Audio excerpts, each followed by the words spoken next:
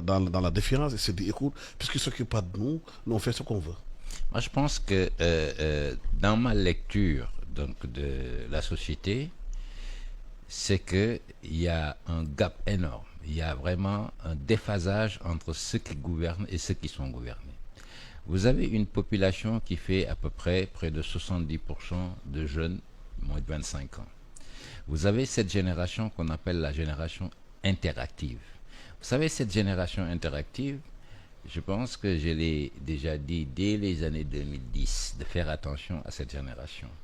Parce que c'est une génération, ils viennent à votre porte, ils tapent une fois, vous n'ouvrez pas.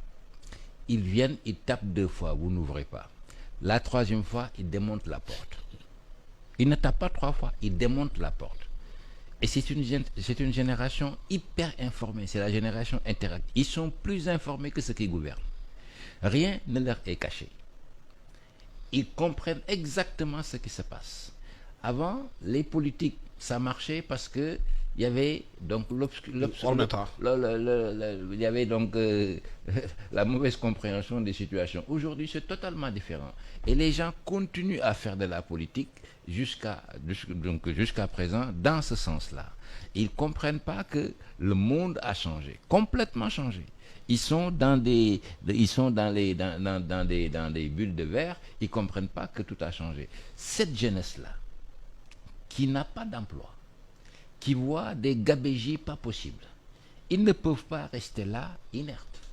Ils se débrouillent comme ils peuvent. Ils se débrouillent comme ils peuvent. Ils essaient de faire des Jakarta, des je sais pas quoi, ils laissent, l'État ne fait pas sa mission. Vous avez des gens qui gèrent l'argent public avec des rythmes de vie, avec des niveaux de vie que vous ne pouvez même pas penser. Moi qui ai vécu à l'étranger, je peux vous dire que il y a des choses qui ne sont même pas pensables. Quand vous voyez un ancien président de la République, par exemple du Sénégal, qui a plus de privilèges qu'un président français, il y a un problème.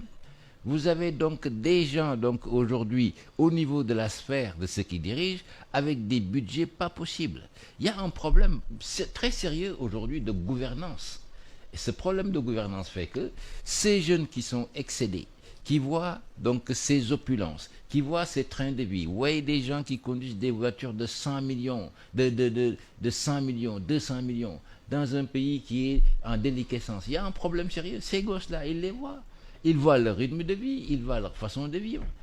Vous voyez donc hier, j'ai des amis donc, qui étaient au Stade de France. Vous avez des Sénégalais qui quittent ici, qui vont prendre des loges à 1700, 2000 le billet pour uniquement suivre ces matchs de Champions League. Il y a un problème sérieux aujourd'hui au niveau de la mentalité des gens, au niveau vraiment de faire le reset.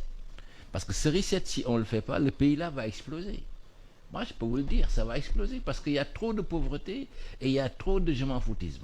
Et quand il y a trop de je m'en foutisme, parce que les gens n'ont aucun respect sur les gouvernés. Et ça va pousser donc vraiment à des étapes de fipou, de révolte. Et c'est ça que moi, donc, vraiment, je crains pour cette société, vraiment. Et puis, ce que je vais vous dire, vous savez qu'aujourd'hui, ce ne sont pas les jeunes aujourd'hui. Même au niveau de l'armée, moi je ne souhaite pas que la situation du Mali arrive ici. Même au niveau de l'armée, je vous dis, il y a des gens qui ne sont pas contents. Je ne parle même pas des jeunes. Les jeunes, on connaît leur position parce qu'ils sont jeunes, ils sont sanguins. Mais il y a des trucs souterrains, au niveau souterrain, qui comprennent qu'il y a des choses qui ne vont pas. Vous avez des Sénégalais qui sont là et qui voient des choses qui sont anormales. Personne ne pipe un mot. Vous avez des personnes qui sont là depuis plus de 15 ans. Tout le budget, par exemple, de la police, de la gendarmerie, c'est une seule et unique personne qui gère ça. Vous avez la Covid qui est passée par là, 1000 milliards donc, de francs. Et personne ne peut vous dire exactement comment ça se passe. Hein? Il y a des sociétés comme Aventi, ou je ne veux même pas citer de sociétés, qui se partagent le gros du marché. Vous avez donc, il y a des choses, les trucs de terre, les problèmes fonciers. Il y a un grand problème. Et les gens là sont là à observer. Ils comprennent ce qui se passe. Ils ne disent rien. C'est pourquoi j'ai dit tout à l'heure, donc Diagne l'a dit, mais le jour que ça va exploser, c'est le jour où on ne s'attend pas à ça.